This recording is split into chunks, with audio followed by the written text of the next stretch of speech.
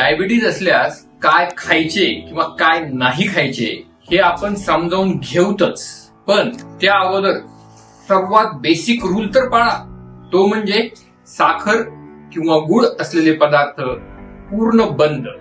साखर आणि गुळ डायरेक्ट किंवा इनडायरेक्ट. इनडायरेक्ट म्हणजे काय की अशा पदार्थ की ज्याच्यामध्ये आपल्या नजरेआड साखर किंवा गुळ पडतो, जसे की बिस्किट्स, केक्स, पाव, शीतपेय किंवा ज्युसेस पूर्णपणे बंद. होय, मला माहितीये बोलायला फार सोपं आहे, पण प्रत्यक्षात फार अवघड आहे. पण मी तुम्हाला विश्वास देतो की जर तुम्ही हा पहिला नियम पाळला तर जवळपास 30% तुम्ही डायबिटीजवर मात केली म्हणून समजा.